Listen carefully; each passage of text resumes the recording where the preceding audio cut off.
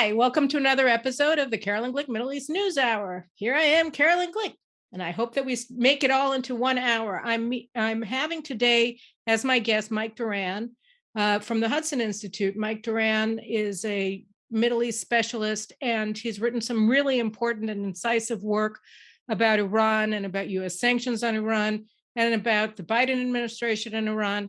And what we discovered last week through a series of tweets that was posted on Twitter by a former U.S. State Department official at the Iran desk, Gabriel Noronha, I think his name is that people who are involved in the negotiations with Iran in Vienna, Americans, Europeans, are so aghast at the scope and depth of the concessions that the U.S. delegation led by Robert Malley has already made towards Iran, that they wanted to let him know so that he would publish what has already been agreed to, how the United States has already capitulated to the mullahs in the hopes of alerting Congress and maybe getting somebody to do something about it, because it's extremely dangerous to the United States and to Israel, obviously, and to global security. Among other things, the United States has agreed to, according to Noronha's report, is full end of sanctions on the office of Ayatollah Khamenei. This was an executive order that Donald Trump signed, and that essentially gets all Iran's terror masters, its most prolific killers, its WMD proliferators, the institutions of the Iranian regime that proliferate weapons of mass destruction and sponsor terrorism, out of sanctions. The Iranian Revolutionary Guard Corps that the Trump administration designated rightly as a foreign terrorist organization is supposed to get off the list.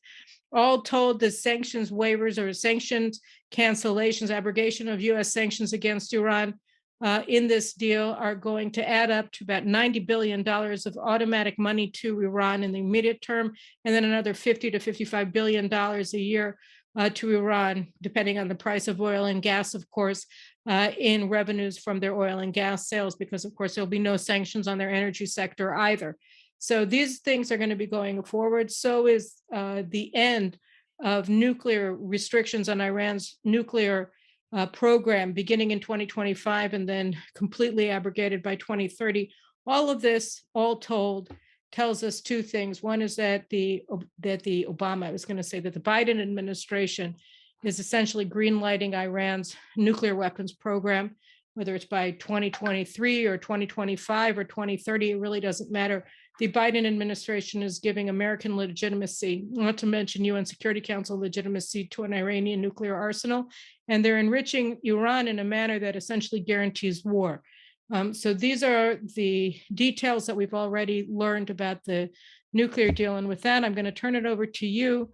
First of all, you guys can see Mike Doran. See, I'm not lying. He's actually here. Hi, Mike. Hi. You just said it all. You just said it all. No, but I want to talk to you because I thought it was important to put out the details, first of all, of the deal, and then discuss the whys and wheres and the implications of the deal.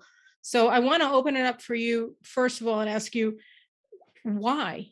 Why would the Biden administration do this? I mean, they continuously say, even as late, we're taping this on Monday. Monday afternoon, Secretary of State Tony Blinken met with Israeli Foreign Minister Yair Lapid, and he said, we oppose the idea of an Iran armed with nuclear weapons. Why are they saying this and doing the other thing? And what are they trying to do? So now I'm opening it up to you. Thanks. It's a pleasure to be here, and I think that's the single most important question. And I think it's important not to look at this the way a lot of analysts do, and think that they're naive, the Americans, or misguided, got bamboozled in the shuk by the clever negotiators, those Iranians. They invented chess, and they're really good negotiators, and they just negotiated circles around these naive Americans who are, that's not what happened. It's not what happened, and you can see it's not what happened because there was no negotiation here. It was a fire sale. The Americans gave away everything from moment one, and look at what happened while they were giving it away. When I say gave it away, the minute they got into office, the Biden team. You made a mistake when you were talking. You said the Obama team. It is the Obama team. It is essentially. It's the same personnel, and it's the same concept. The minute they got into office, they started giving shadow sanctions relief to the Iranians, in the sense that they allowed the Iranians to export to the Chinese. They turned a blind eye to it, so revenues started increasing significantly. The Iranians attacked Americans, not attacked proxies attacking, say, like the Houthis attacking the Saudis. They attacked Americans in Jordan, in Tanf. No response at all. They tried to kidnap. They attacked most recently. They attacked the U.S. base in the UAE, right? I mean, that was also targeted. They attacked the UAE. They attacked. They tried to kidnap. I'm not sure if she's an American citizen or with a green card. Or whatever. Yeah, she's a citizen, right? From in New York. No response. No response. They elected the most hardline of hardline governments that is openly dedicated to destroying Israel and destroying the United States. No response, right? So what this is not naivete, it's a concept.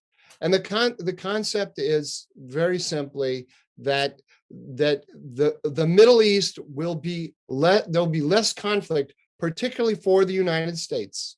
But they probably believe truly in their hearts that there'll be less conflict in the Middle East if the United States simply accommodates the Iranians in the region.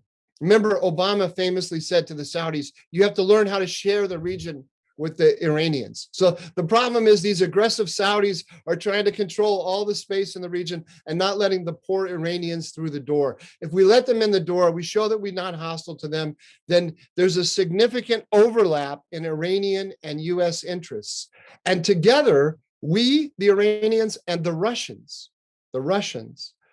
can stabilize the region. So they have a view of the Middle East that is a kind of a concert system where the US, the Russians, and the Iranians are all working together. And that's why what they're doing is they're negotiating over the heads of the Israelis, over the heads of the Saudis, over the heads of the Emiratis, with the Iranians, as if the Iranians are a great power that's just looking for a little bit of respect. And once it gets that respect, everything will be fine. But why do they think it's going to fail? But I don't understand why they think that, because I mean, how can a semi-sentient American think that a regime that calls death to America and has been doing so every single day for the past 43 years be a partner for the United States? How can they think that the most prolific sponsor of terrorism in the entire world, a country that's responsible for proxy wars through their foreign legions in 4 different countries against the U.S. and its allies, how can they come up with a conclusion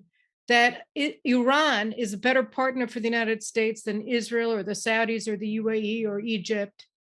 What is the basis of how are they thinking this through? What are they seeing when they look in the mirror as American policymakers that makes them think that this makes sense?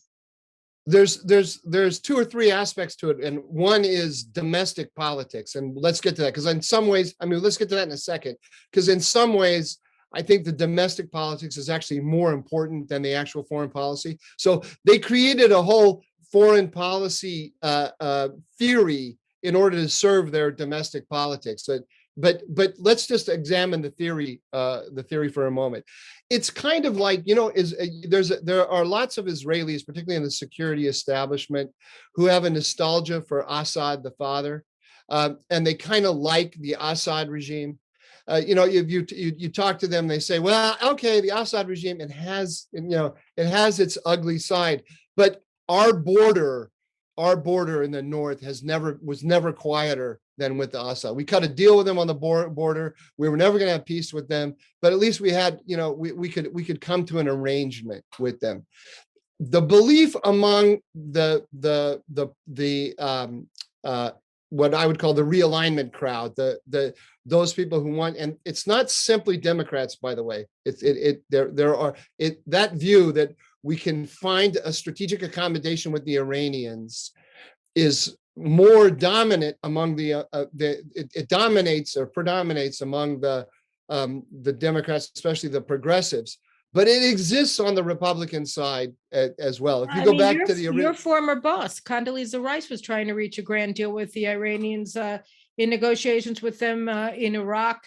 That at the time that Iran was running an insurgency against U.S. forces in Iraq and killing them by the hundreds. Exactly. If you go back to 2016 when the JCPOA was completed, and you look at all of the statements of Republicans, there's a certain kind of Republicans. Another one would be Bob Gates, former Secretary of Defense, who said about the deal the following. They said, it's a terrible, horrible deal. It's really badly negotiated. I would never have negotiated such a bad deal, but, right? And then the only thing that matters in that sentence is what comes after the but. All of the throat clearing and caveats and all that. That's just to say, okay, I'm on the other political team, but, and then you get it. So there's a significant amount of that, or not a not insignificant amount of that on the Republican side, but it predominates on the progressive side, and they believe what they listen to are the Iranians are like the Syrians. They're very good at looking you in the eye and saying, Carolyn, you and I, we understand each other. We're men and women of the world. You've got your hardliners, I got my hardliners. Okay, I have to pay lip service to the nonsense that they believe, but we can cut a deal. And so the Iranians are very good at talking to Americans like that. And there's a certain part of the Americans, particularly the national security elite, that resents Israel, resents the influence that Israel has, its ability to go over the heads of the national security experts and go right to the people in the United States, and they also see themselves as very sophisticated, unlike, let's say, Zionist Americans, whether they're Jewish Zionists or evangelical Zionists. Those are not people who are working with their heads, they're working with their emotions. But me, I'm a national security professional. I am the steward of the national interest, and I can cut it. And I realize that, it's a big, bad, nasty world out there with lots of ugly characters, and you got to learn to live with them. And the Iranians are people that we can make a deal with, even though they're nasty sons of bitches. But I mean, I can see that there's also, like you said, there's a lot of that going on in Israel too, among our security brass. And I certainly saw it when I was in the negotiations with the Palestinians in the 1990s, that there's a sense that, we're the men who do the dirty business of our side, and we can get together and we can make a meeting of the mind as fighters or intelligence officers or something like that.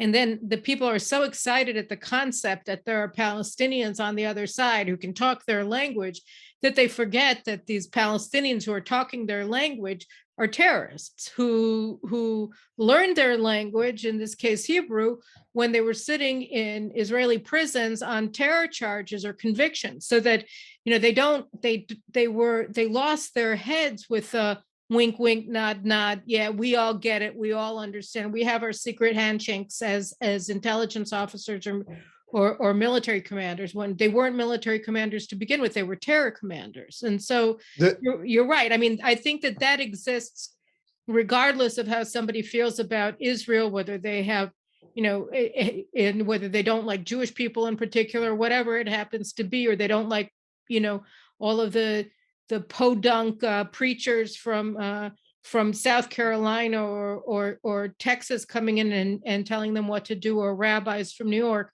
I mean, it's like they just think that they can be part of a fraternity. I mean, it's like a fraternity mindset, And you feel sophisticated. You're part of a very sophisticated world. You're cool and worldly. Yeah. You're not parochial. And it appeals also to the brain, because you think you're really clever. You're extremely clever. I was going to say something else when you were talking. It came to my mind. I lost it. It'll come back to me. So, but that's one thing. And then there's the domestic part. And like you were saying, I mean, today, domestic politics, I think Jake Sullivan made a statement not too long ago, the national security advisor, that essentially said that from the Biden administration's perspective, domestic and foreign policy are one and the same. Yeah, he said that back in the during the transition. I think it's true. Let me add, before we get to the domestic stuff, let me just add one more point on the foreign policy side. There is a strong sense and throughout the American system now, there's a current of opinion that says the Middle East doesn't matter that much anymore. The real game is in East Asia. So this is also part, I mean, it's kind of obvious, but it should never be forgotten. This is part of a downsizing, right, of the American role in the Middle East. And so, but I mean, that's been going on. America's been trying to downsize its role in the Middle East for a long time. And again, I mean, I don't want to get too much into the Trump administration, but Trump wanted to downsize America as well. So what did he do? He tried to shovel off as much responsibility for keeping the Middle East stable on U.S. allies, on Israel, and on the U.A. and Saudi. That's a smart way to do it.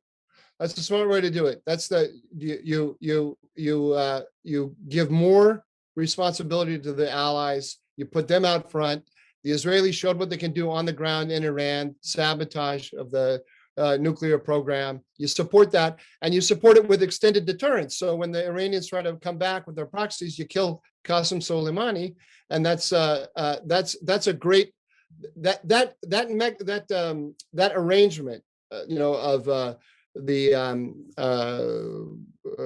what would you call it?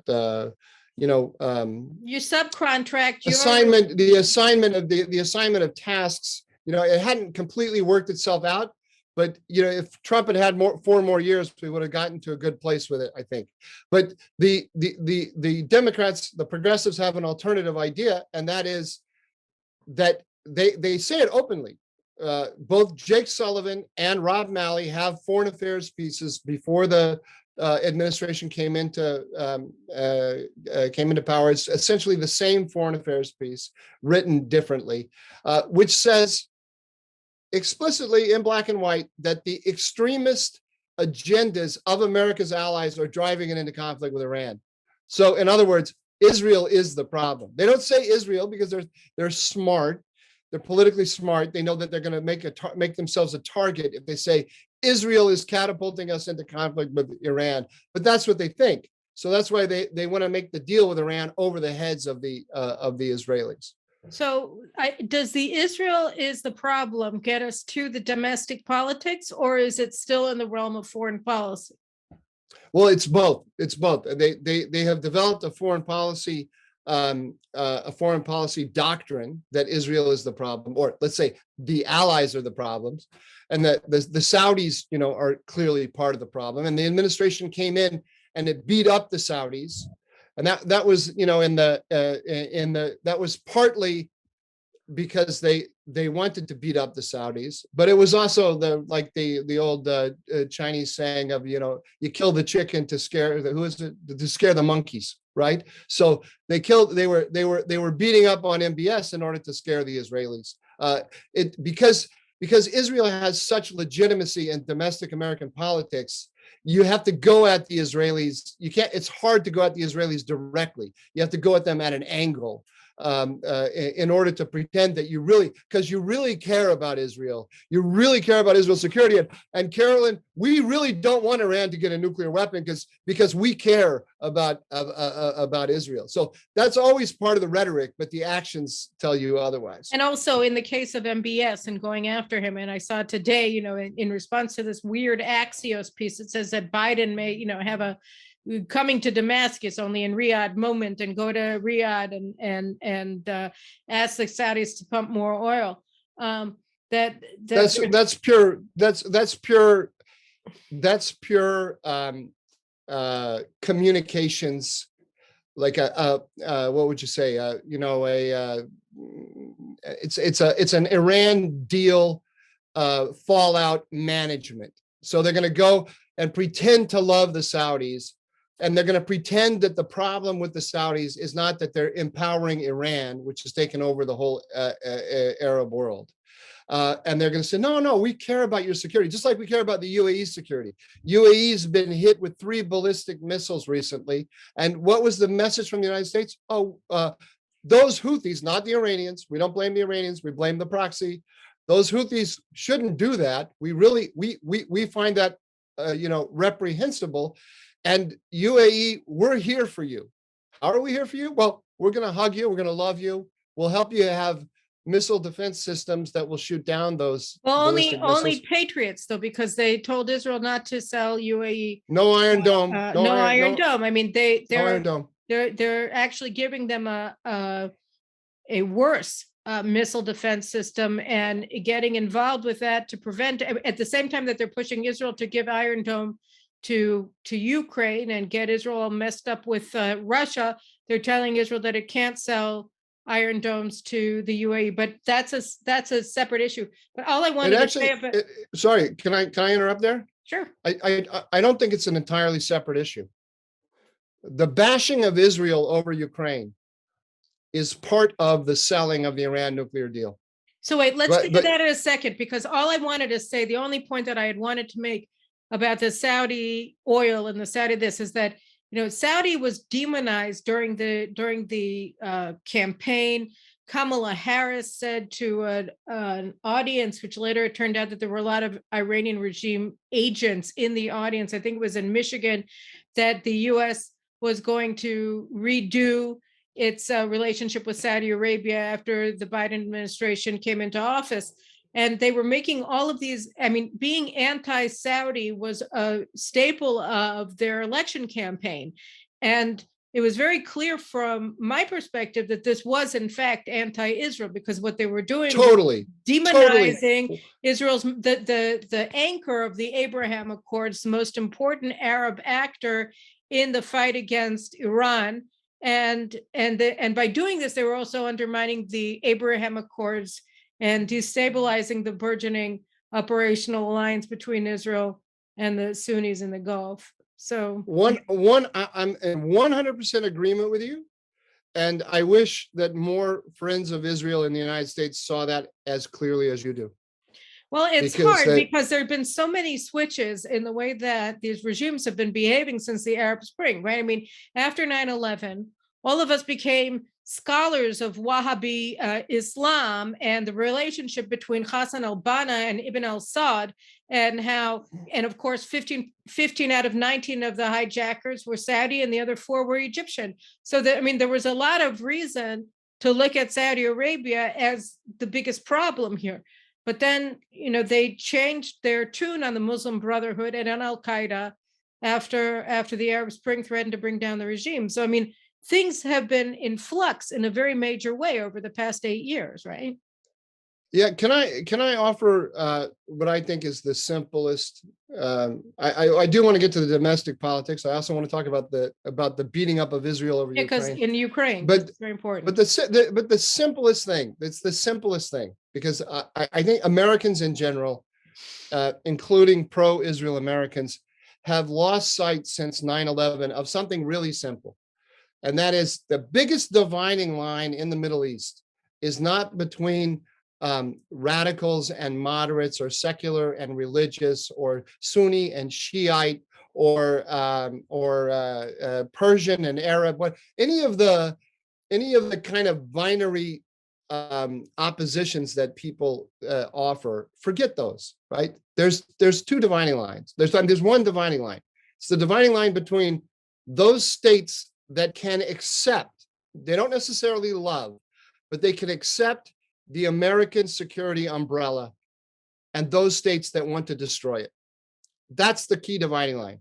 And the states that can accept the American security, of those that can accept the security umbrella, there are 3 that matter more than any other. And though they are Israel, Saudi Arabia, and Turkey. And then the ones that want to tear it down are led by the group that wants to tear it down is Iran, and the groups aligned with Iran. And what is so wrong with the nuclear deal is that the Biden administration is trying to cut a deal with the very group that wants to the very state that wants to destroy the U.S. system in the region. So and in that fact, really does, but doesn't that sort of bring us to domestic ideology? because the idea that the people who oppose you are the best people to make a deal with, are the best people to partner with, is sort of, I mean, it's very much part of the anti-American view that we're seeing expressed in progressive politics, right? That the United Totally. States is Absolutely. evil. So if you want a stable world, then the way to do it is to empower America's enemies against the United States and its allies, because anybody who sides with America must, by definition, be as bad as the United States is. I mean, it sounds insane, but that it necessarily follows. If the United States is evil, everybody who likes the United States must also be evil. Everybody who is like the United States must be evil. And therefore, if you want a good world and you want a stable world, then you go with the bad guy. You go with America's enemies. I basically agree with everything you said. I would formulate it slightly differently. But no, okay, I do it, but we don't need to get into all the nuances of it. But if we just started from not from a foreign policy argument, but from domestic politics, progressives, and that's who we're talking about here. We're not talking about mainstream Democrats. So your guys like Blinken and guys like Sullivan, they live in two worlds at once. They know, when I talk to my mother's a Democrat. My mother's a Democrat. My mother hates evangelicals. My mother hates George W. Bush, whom I worked for. It was great. It was very painful for her. If I say to my mother, Mom, the Democratic Party believes that a person with a penis can be a woman, right? She'll tell me, Mike, you're crazy. They don't believe that. Who believes that? That's nonsensical. Nobody would believe that. So there's a ton of Democratic voters out there that are very distant from progressive dogmas, right? And so guys like Blinken and Sullivan, they live in both worlds simultaneously, and they know how to talk to my mother in ways that reassure her, so she can say, "No, Mike, the things you think about those progressives, you're just crazy, Mike. You've been brainwashed by George W. Bush and Dick Cheney. They tied you in a chair, and they filled your head with all this nonsense." So these guys, their enemy, the progressives, their number one enemy are the evangelicals in the United States, security-minded Republicans, people like me, Zionists of all stripes. In fact, we all know progressives really have a big problem with Israel. They don't like Bibi Netanyahu, and they don't like Mohammed bin Salman. Those are all. That's their from Mike Pompeo to Bibi to Bibi Netanyahu to Mohammed bin Salman. This is the cast of evil characters in their mind. So what they have done, they hate these people anyway. Forget about foreign policy. So now they have created a foreign policy doctrine that says that is the party of war. Those are the people that are creating conflict for the United States in the Middle East, but also conflict in the Middle East. And then what happens is Iran doesn't become the party that's the party of good or the party of peace, but it becomes the object of diplomacy, which is what we believe in. We believe, as progressives, we believe that we have an alternative way to deal with conflict in the world other than the war that the right-wing people propose. And even deterrence, the traditional military deterrence, is just a slippery slope to war. But we have an alternative way through diplomacy to arrive at agreements and accommodations with these actors, and to show them that we're not as hostile to them as they think we are. And that's where all of this comes from. This nuclear deal. The nuclear deal creates a picture of the Middle East that says there's the party of war, which is everybody that the progressives hate in any case, and then the object of diplomacy, which is Iran and Russia.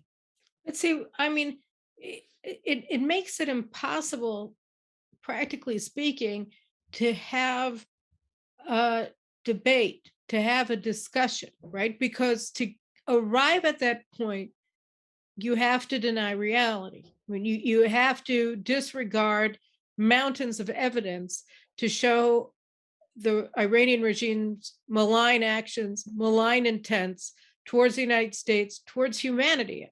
In order to go on, proceed with his plan of negotiating with the mullahs, Obama needed to pretend away the Green Revolution, where they killed thousands of their own people in the streets.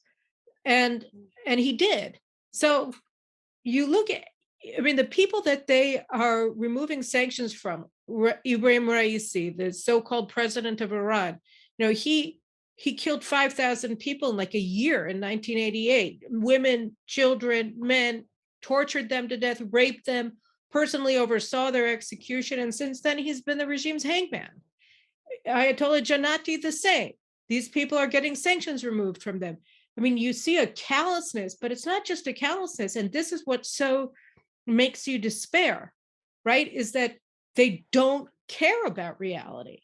You can present them with, I wrote about this in Newsweek. I mean, Israel can present them with mountains, the height of Mount Everest, of evidence that proves that Iran is developing nuclear weapons and that it wants to annihilate Israel and the Sunnis and the United States. And they don't care. And that makes it impossible to have a discussion with them about anything. Yeah, it is two different cosmologies, basically. And we can't convince them. But I think what we can do is talk to my mother. We can talk to the average Democratic voter, and we can explain where their ideas lead, where these actions lead. I think, I'm looking at the polling, the first polling to come out on the deal, and the vast majority of Americans, that's Democrats and Republicans, think that this deal is a bad deal. The American people don't like, they don't trust Iran. They don't trust the Iranian regime. They see it more or less the way you do. And so if you want to look for a little bit of optimism, and I'm not particularly optimistic at this point, because these guys have 3 years left and they are clearly dead set on following this. There is an electorate out there that can be convinced. So that's number one. Number two is that there is an Israeli government with a significant military that despite their failure, and I think you've written about this, written about it very effectively, that this government has not expressed its true views openly to the American people, this Israeli government, clearly, and that's unfortunate. But they know, Gantz, Lapid, and Bennett, to a man, they know that this policy is going to lead to something very, very bad, and that they cannot cut a deal with the Iranians. And so I'm hoping to see,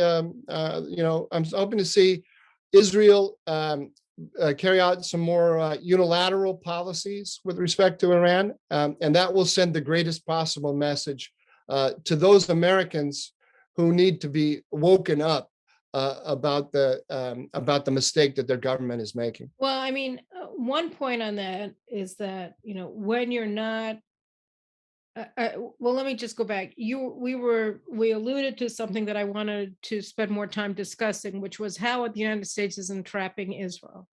And so one of the problems with this deal is that it legitimizes Iran, and it legitimizes its nuclear weapons program, and it legitimizes its regional terror wars by giving it a carte blanche to do whatever it wants, and to turn it into the object of diplomacy, to turn it into America's rising partner in the region that the Biden administration will do anything for, including humiliate itself, including breaking its own laws.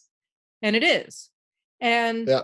And so, you look at this and you say, well, Israel, Netanyahu argued today, Monday, in a statement in the Knesset, that this government's quiescence on the Iran deal and how dangerous it is, and all they do is they suffice to say, well, it's not going to commit Israel. Israel isn't a party to this agreement, and it's not going to have anything to do with us. Well, if you have the UN Security Council behind a deal, And I can see the Biden administration easily anchoring this in a Chapter 5 Security Council resolution.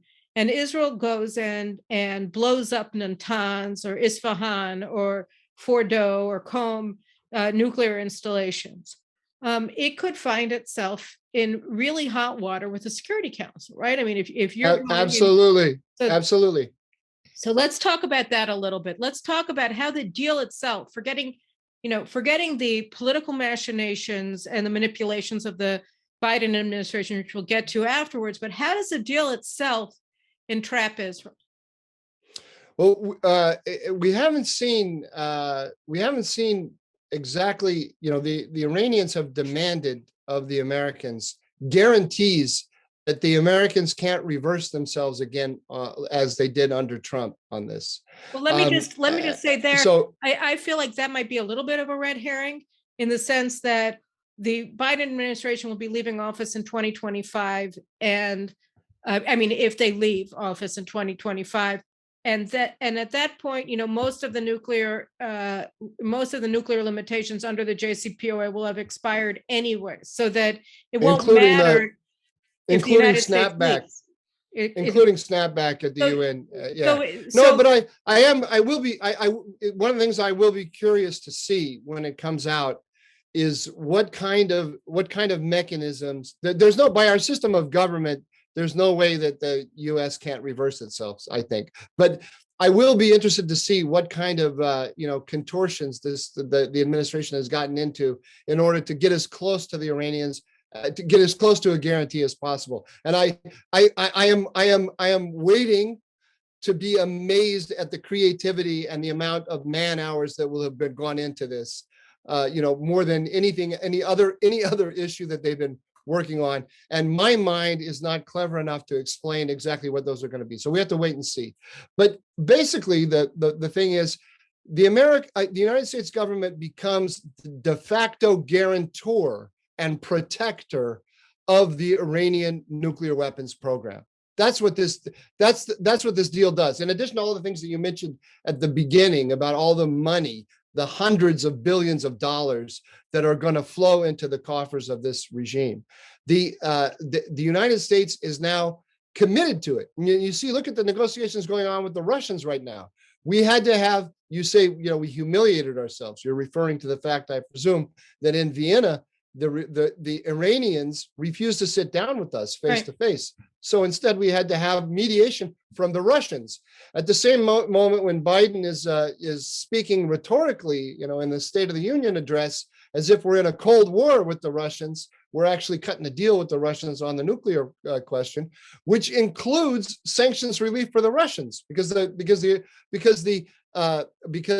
a lot of the program is going to the Iranian program is going to be directly protected by the Russians. The Iranians are going to take their uranium stockpiles and move them to Russia, for example. That's going to be done through contractors. We're going to have carve-outs in sanctions for the Russians to do this. If we start putting sanctions on the Russians for Ukraine that the Russians don't like, the Russians can start playing games with us on the nuclear thing and say, well,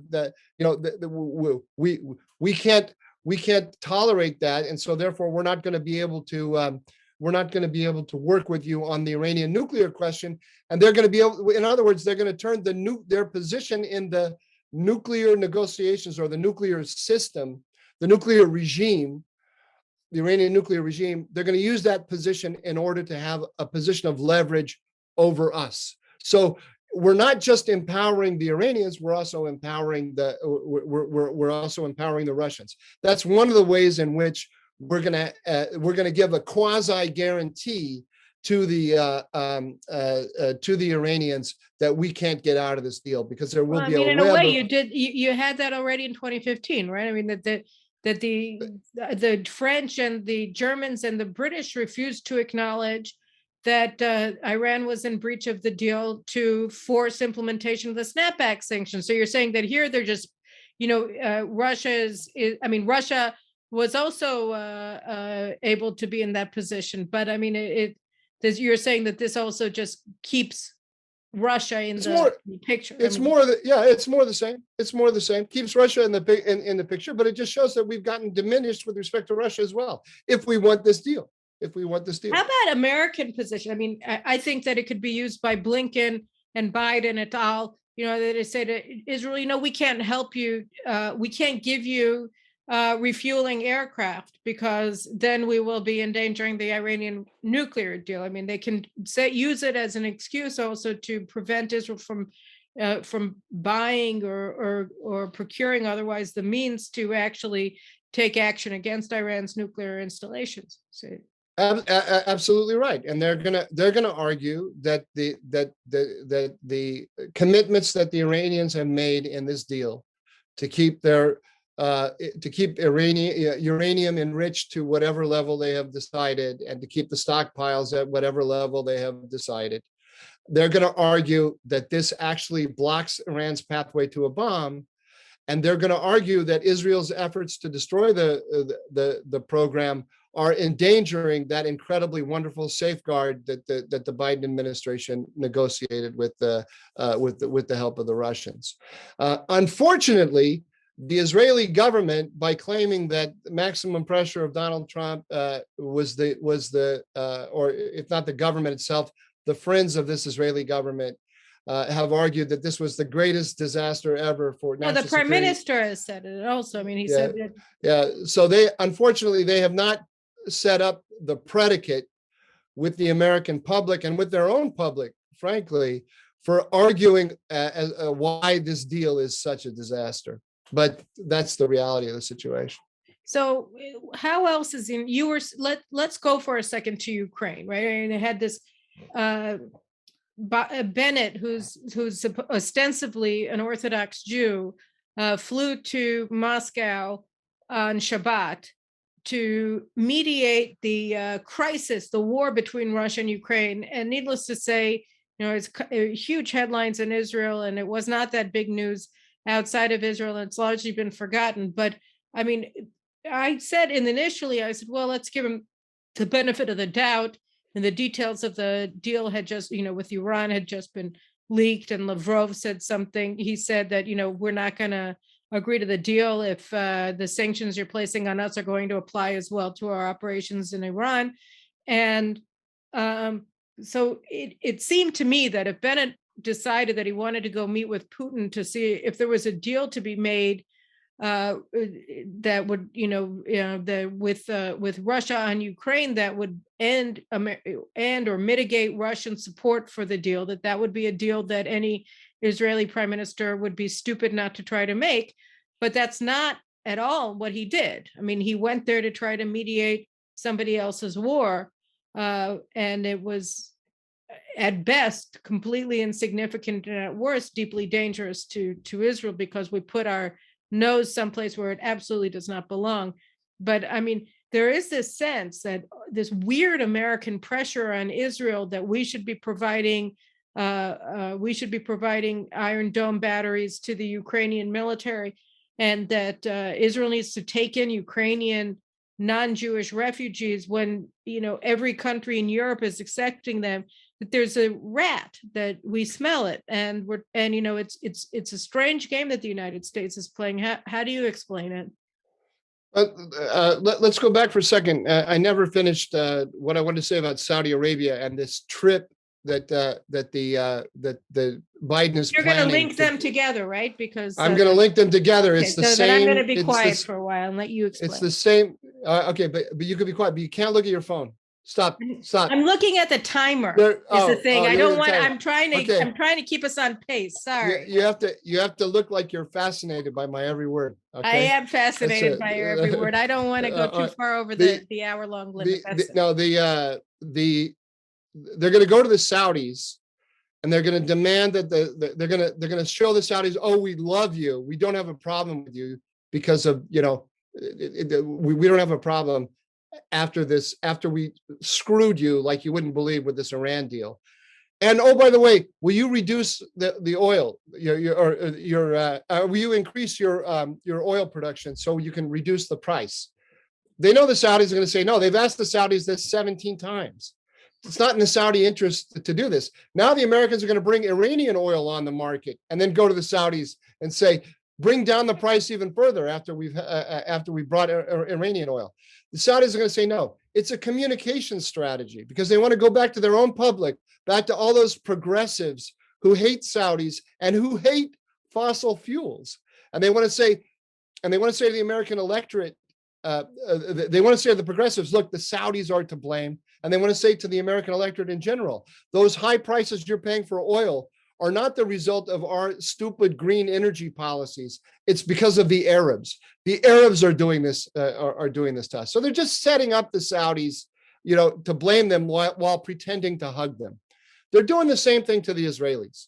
There's this, on the one hand, like I said, there's this quasi Cold War policy supposedly toward the Russians in Ukraine, but it doesn't extend beyond the borders of Ukraine. In the Middle East, we're cutting a deal with the Russians and the Iranians. I mean, the spokesman for the State Department in the same sentence called Russia a pariah state and said, but we're still negotiating with it on the Iranian on the Iranian nuclear deal. So clearly, in the Middle East, it's not a pariah. Now, what does that mean? It means that the United States has put the Russians on Israel's border. It was Obama who did that in 2015, 2016. And he put the Russians there. And when they started pulverizing cities, he famously said, the Russians are in a quagmire. They don't represent any problem for the United States. So from the Israeli point of view, the U.S. absented itself entirely from the Syria question and gave the Israelis no choice but to negotiate with the Russians in order to get the minimum that they need in order to combat the Iranians in Syria. That hasn't changed, and this new policy of invigorating the Iranians and working with the Russians to do it only makes that problem in Syria that much bigger. Add to that the fact that there's a large Jewish population in Russia and so forth. The Israeli government cannot afford to alienate the Russian government. It can't. And it was put in that position by the United States government, by Obama, and reinforced by Biden. At the same time, this government, especially, which is hanging on by this Israeli government hanging on by the narrowest of narrow margins, it can't afford to get in a massive fight with the Americans because they can topple it. If they're toppled, then Bibi Netanyahu comes back, and Bennett's career is over. But that's their biggest argument towards the United States, saying you can't hang us out to dry, because if you hang us out to dry, we're going to fall, and Bibi is going to come back. So that this is a double-edged sword. It's a double-edged sword for sure. But no matter how you argue it, they want to get along with Washington. They don't want to get in a head-to-head fight with it. But so Washington has targeted it and saying, Israel, on Ukraine, you're a bad ally. And they're eager to say that. They enjoy saying that, because they need to sell to the American. They know that they have this sale to the American people of this horrible, dopey Iran deal that's coming. But how? So, I mean, what kind of a stupid thing to say is that? Israel doesn't border Ukraine. Why on earth? What does that even mean? That Israel's a bad ally because we didn't sponsor a Security Council resolution against Russia? I mean, who cares? Not even a member of the Security Council. Nobody cares. Why should anybody care? Why would this be convincing? I can see how they're setting up Saudi, right? I mean, I can definitely see that although I don't think that all Americans are that brain dead. I mean, the price of oil rose well before Russia invaded Ukraine, and that was entirely their fault, and it continues to be their fault. They want Iran and Venezuela to pump oil, but not Americans. And I think that that's a very easy argument that the Republicans are making all the time. But you just answered your own question, though. I'm not saying that these are. I'll explain to you how in 1 second. I'm not saying that these are incredibly wise or sophisticated or even winning politics in terms of American domestic politics. But here's the dilemma. They live in a system that is dominated by progressives. So the answer to any major problem has to be an answer that's acceptable to progressives. And so they can't go and unleash the American fossil fuels giant. They can't do that because they will lose the progressives. What they can do, and they is are they can go, progressives, so that they actually agree with the progressives, right? they are progressives, and to the extent that they're not, I mean, to the extent that they're not fully progressive, they still understand that they have to keep the progressives happy. So, and they understand that the progressives don't like Israel. So they want to say that the statement here about Israel is, oh, look, Israel wants us to go save it, wants to go to war for it against Iran, but it won't even lift a finger for Ukraine. Now, the average American hasn't followed Syria closely to understand the kind of dilemmas that American courtship of Iran in the region has placed Israel before. Was that a sentence? It was, wasn't it? Did that But make the sense? thing, no, I get the average American doesn't know what he's talking about. But that's and how malign America's role in the Middle East has been towards Israel, and that's true. But I think it's more the but they point. are The argument is stupid anyway, because the United States has no interest and no plan of going to war against Iran for Israel. To the contrary, it's going to war against Israel for Iran. I mean, it just. No, but these are the images that these people have in their heads, and they're playing to those images, as goofy as they are. All right, so they're entrapping Israel by pretending that we're terrible on Ukraine, and the Israeli left at least is buying it and wants to bring thousands of Ukrainians who are not Jewish to Israel to prove our good intentions towards Ukraine and against Russia.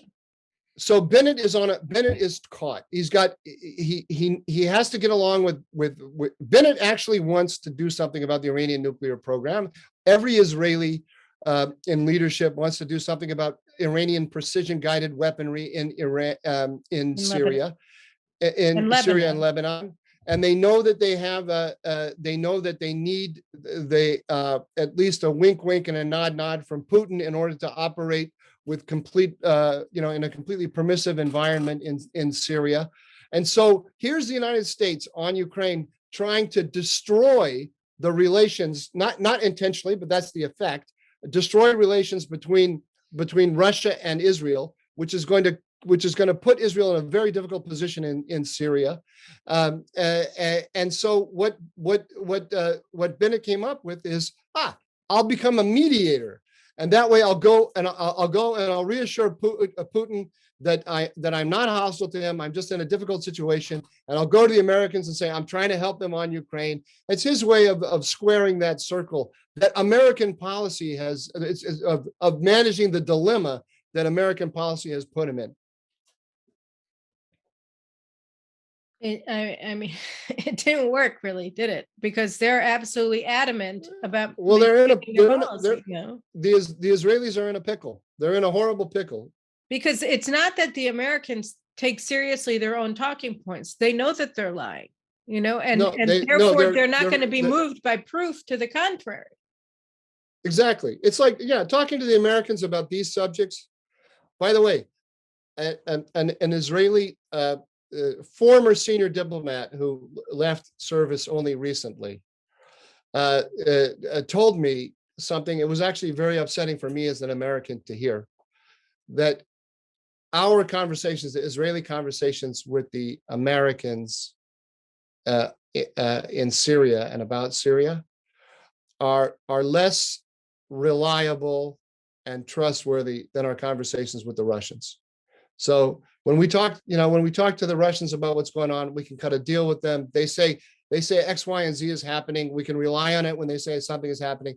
When talking to the Americans, it's all just fantasy land. Well, that's because the Americans themselves don't take Syria seriously. I mean, the Russians take Syria seriously.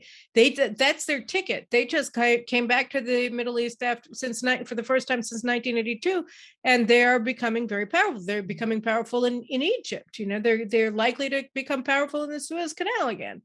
They're very serious. The Americans are fundamentally unserious. I mean, we saw this with Trump saying, "Oh, we're done." We saw it, of course, with Obama for 8 years of ignoring a genocide and opening the door for Russia to go back in and siding effectively with Iran and Hezbollah in his fake war against ISIS, and any number of other things that he did. But I mean, the Americans are not serious about advancing their national interests in Syria in a significant way, and the Russians Yeah, are. true. But the Americans are serious. So maybe this is a better way to put it. Everything we've been talking about. The Americans are very serious about one thing, and I said the Biden administration.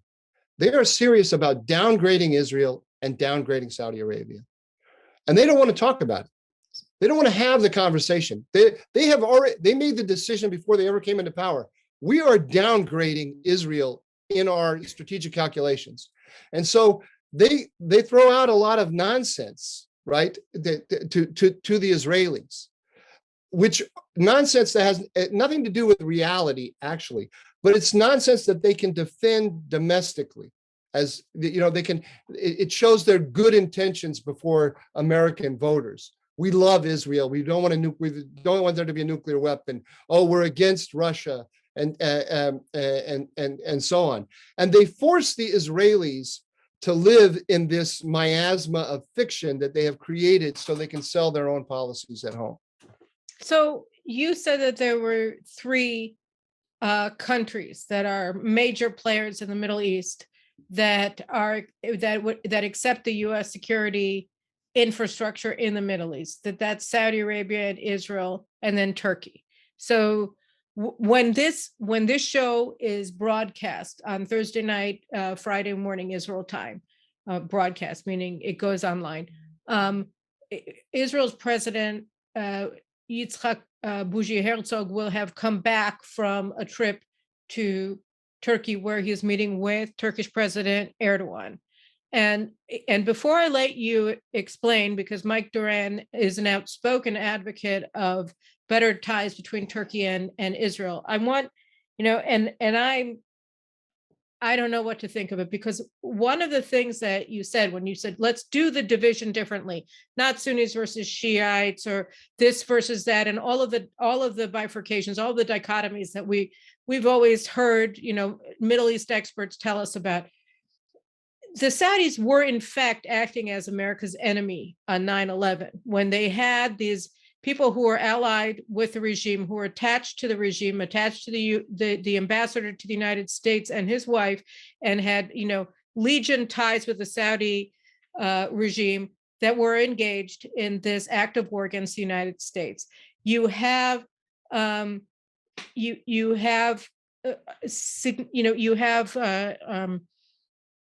Turkey, led by Erdogan, who sees himself as a new Ottoman emperor, who wants to lead the Muslim Brotherhood, who nearly went to war with Israel over the Mavi Marmara in 2011, which was an event.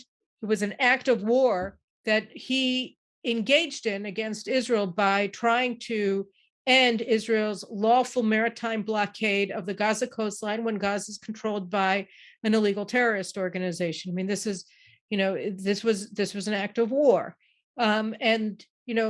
So you look at him, you look at the Saudis before the Arab Spring, and you see that, even though they accept the American strategic architecture or leadership of the Middle East, or whatever you want to call it, strategic umbrella of the Middle East, they are acting in manners that are extremely hostile to the United States or to Israel. And it's very difficult to know how to look at outreach by Erdogan towards Bougie Herzog. And let's not forget that this all sort of was born after Turkish authorities took two Israeli tourists, guileless Israeli tourists, hostage, and claiming that they had been spying, which was utterly absurd. Bus drivers, husband and wife who drive public buses were taking selfies with a major national landmark in the background, and they were accused of spying. It was stupid. It was obviously trumped up, and they were hostages. And so, it's very difficult for Israelis to look at Erdogan's outreach to Herzog and not be deeply concerned. On the other hand, and this is the end of my long introduction, and I want you to just explain your view here. On the other hand, Israel is in big trouble with the U.S. Administration, and I'm wondering, what sort of thing could we do with Turkey against Iran to waylay the Biden administration? Would they be interested? Why would they be interested? And how are we supposed to look at this? Because Turkey is interested in doing something with Israel. And I don't understand what it is, and I don't understand what its potential is. Maybe you can give us some idea in light of the ideological hostility that Erdogan has demonstrated for 20 years towards Israel. You know what I'm thinking? I'm looking at the clock and I'm listening to this. This is a topic that is really near and dear to my heart. And maybe we should think about treating it in some detail at a later date after Herzog and Erdogan meet. I'd just like to make one point for your listeners, if I may, and that is that Israel and Turkey, with respect to the American realignment to Iran, are victims of the same policy. Now, they haven't reacted to it in the same way at all, but they're in a very analogous situation. And part of what I would want is the Israelis and the Turks to understand that they're in an analogous situation, because I don't think either side does, because they have begun, both of them see the relationship through the prism of their own bilateral relations, and not through the prism of their relations with or let's say the Israelis especially see it through the prism of their bilateral relations. I think the Turks are more inclined to understand the American role in how the Turkish-Israeli relations have deteriorated. But I'm talking in abstract terms. Let me give you a specific here. Back in 2015, when the Russian-Iranian buildup in Syria began in earnest, Erdogan was against it, strongly against it, and he was against the Assad regime. And you remember the Turks shot down a Russian fighter jet, and the Americans didn't come in behind them, right? That's the origins of Erdogan going and getting the S-400 air defense system from the Russians, is that he didn't get the support from the Americans when he was in conflict with the Russians.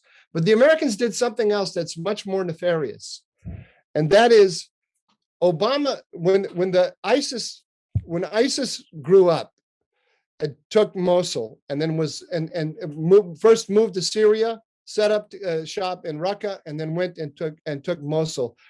This was a big blow to Obama, because Obama's idea about getting out of Iraq in 2010, 2011 was to cut a deal with the Iranians. Obama knew, all of Obama's advisors told him that if the Americans pull out precipitously from Iraq, the Iranians are going to move in. He thought that was okay, because he buys the realignment notion that we have the same interests with the Iranians and we can cut a deal with them. The Iranians came in and they set up a radical Shiite government that attacked Sunnis. That created a vacuum in the Sunni areas in the north, and that's where ISIS came to power. And then so ISIS suddenly has this state, from Mosul over to Raqqa in Syria.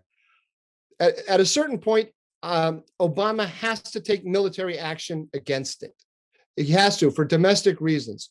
This is a complete disaster for him, because he thought that he was going to stabilize the Middle East without American military, without boots on the ground.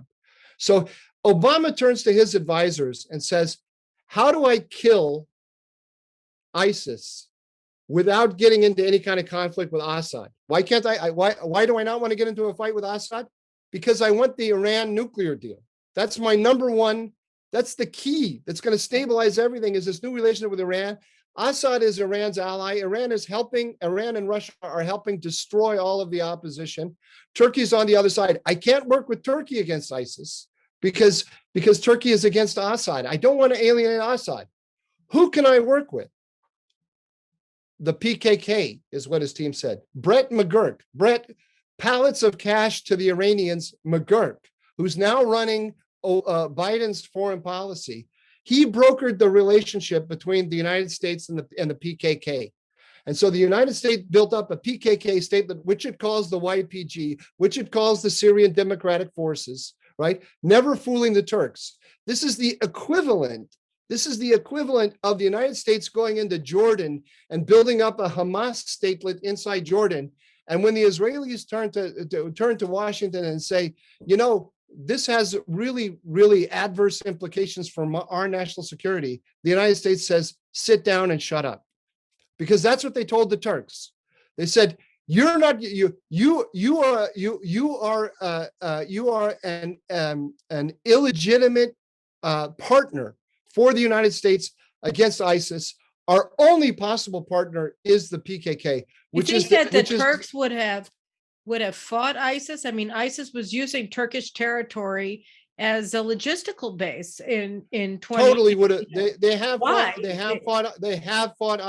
They have fought ISIS. This whole notion that Turkey is surreptitiously supporting ISIS, it's not true. There was a period. You remember when Barack Obama said ISIS is they were all mobilizing it. They were all mobilizing. They were all coming into Syria through Turkey. They were all flying into Turkey and going into Syria over land. Because the focus for the Turks is the PKK. That is the issue you have to solve is the PKK. So they were, as long as there's this PKK problem there and the United States was not helping it, Turkey turned a blind eye. Now that, by the way, that permissive period of turning a blind eye lasted for a relatively short period of time. I was going to say, you remember when Obama said that ISIS is the JV team, right? We don't have to worry about it. That's the same time the Turks were turning a blind eye. The ISIS has carried out, I don't know how many terrorist attacks inside Turkey, killed Turks. The Turks have fought against ISIS. They have no problem doing it. But their number one, just like Israelis would always be focused on Hamas, right? The Turks are always focused on the PKK, and the United States is building up the PKK to this day. Is building up a PKK state. Let me just interject for a second, because you're right. This is a huge issue, and maybe we should have another podcast just to talk about it. But let me ask you, before you tell me, I just want to add one more thing to make your life difficult, because you're saying that the United States is treating Turkey the way that it's treating Israel. Then why did it essentially say to Israel, not essentially, said to Israel, we don't support a gas pipeline through from Cyprus through Greece to Europe? I mean, from Israel, Cyprus, Greece, Europe. I mean, the people who were most opposed to that pipeline were the Turks. So that this was a pro-Turkish position that the Biden administration took against Israel and against Greece and Cyprus. And the obvious answer is to go through Greece. I mean, to go through Turkey, right? Yeah, wait, hold on. You lost me a little bit, because you say that when the Americans withdrew their support for the pipeline to Greece, is that what you're saying? Yeah, that this was a pro-Turkish position. Well, they sold it. They sold it as a green initiative, because but this is a pro-Turkish. I mean, the gas will flow. It's objectively pro-Turkish. Whether the Biden team actually had a rapprochement with Turkey in their mind, I doubt it. I hope they did. It's the best thing that they've done.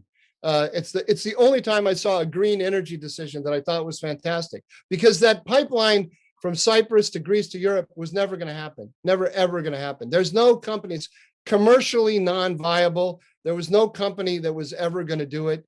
The Israelis were trapped in it because they had made it part of their public diplomacy against the Turks and in favor of the Greeks. And so if the Israelis had pulled out of it on their own, it would have upset the Greeks and the Cypriots, even though it was never going to happen. It was a fantasy program. By the way, Greece has a pipeline with Turkey. It's called the Southern Gas Corridor. It goes from Azerbaijan to Puglia in Italy, and the Greeks and the Turks cooperate on it.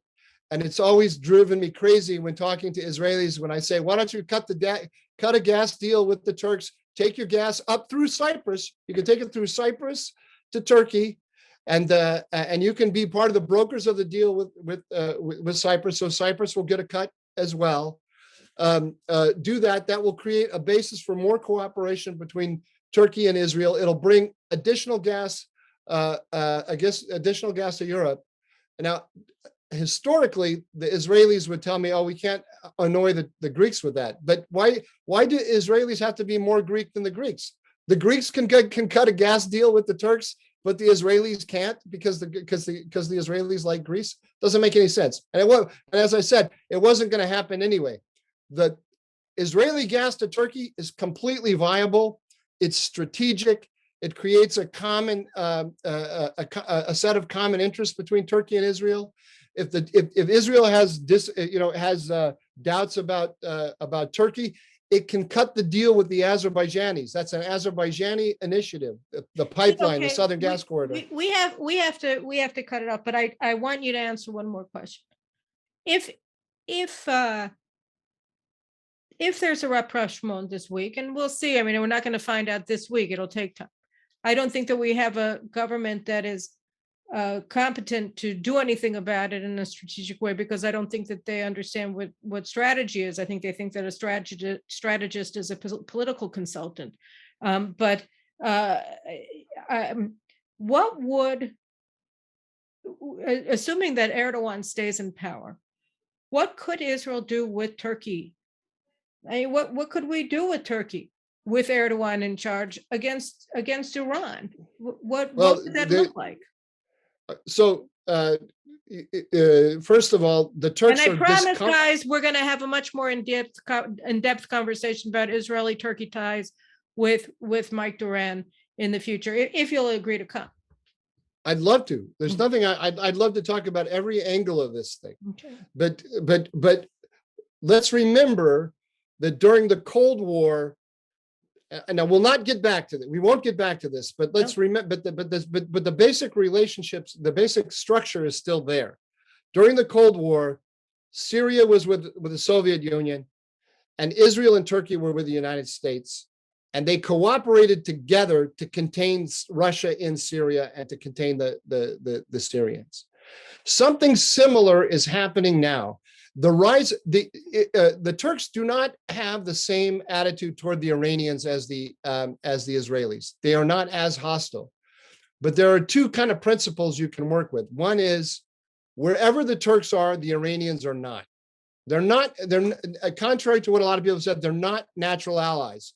You mentioned what you didn't mention in recent Israeli-Turkish relations is that they meet the Turkish National Intelligence Organization rounded up a very large Iranian assassination operation that was going to assassinate an Israeli-Turkish businessman, and they worked together with the Mossad to foil it in the end. That's one of many Iranian operations that the Turks have rolled up recently, including another one I know about that has not been made public, that involved a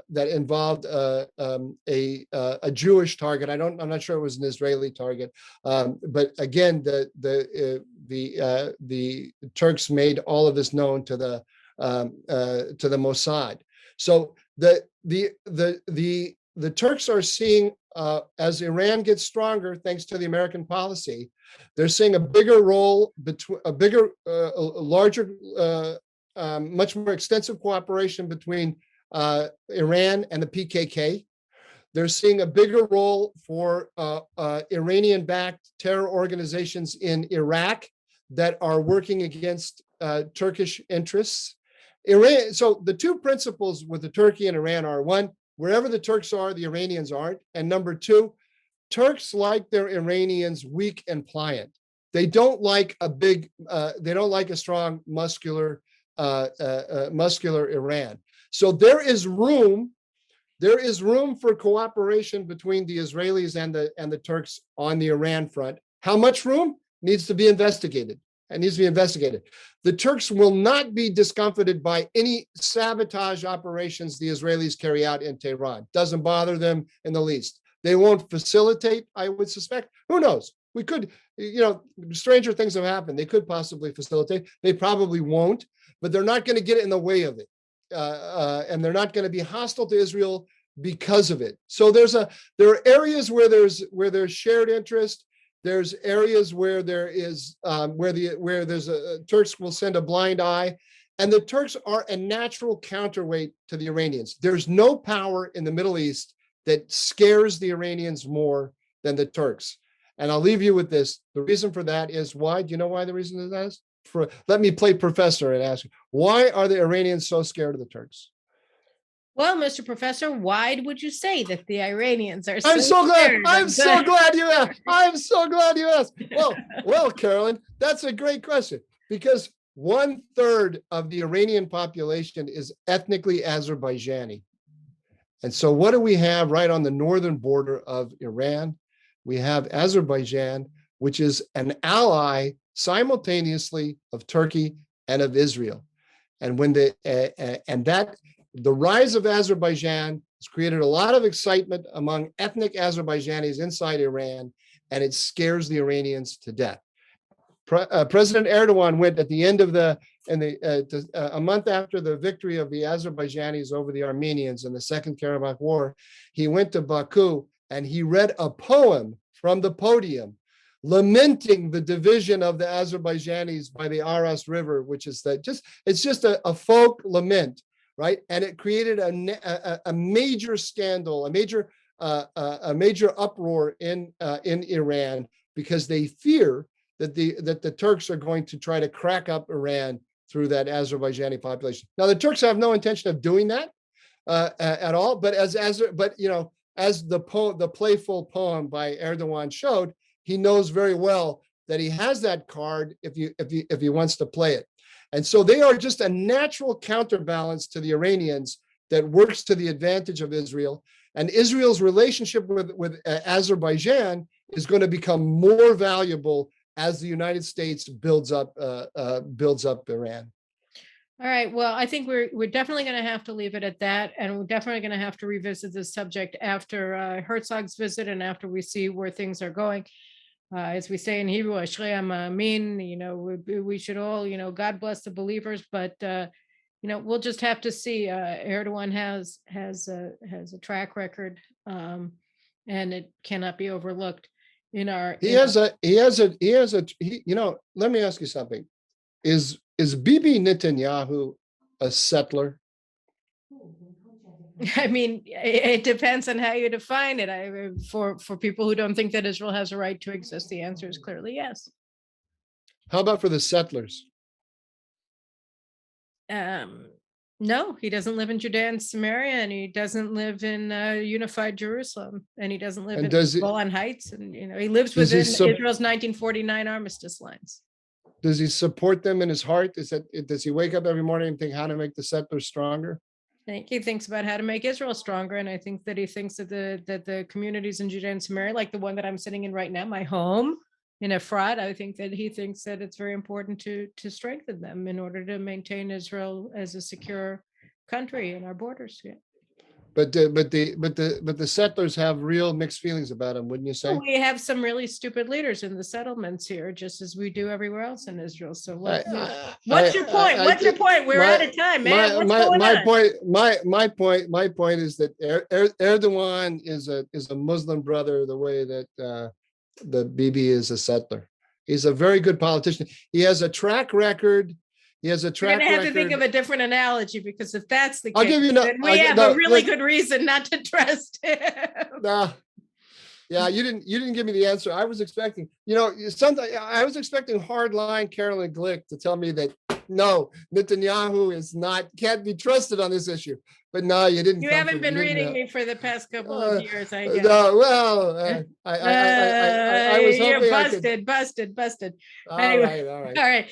Okay, listen, I thank you very much for joining me, Mike, and I thank you all for joining us in this conversation. I think that the main take-home lesson is that, you can't reason anybody out of something that they haven't been reasoned into. The Biden administration has made decisions that are not based on facts. They are not based on information. They are not based on any evidence To the contrary, they stand in contrast to evidence and information and fact.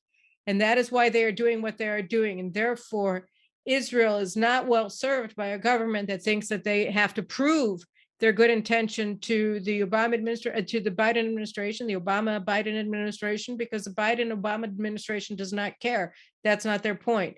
And, Israel has to look around and see how we manage in this environment based on an understanding that the Biden administration doesn't care about reality.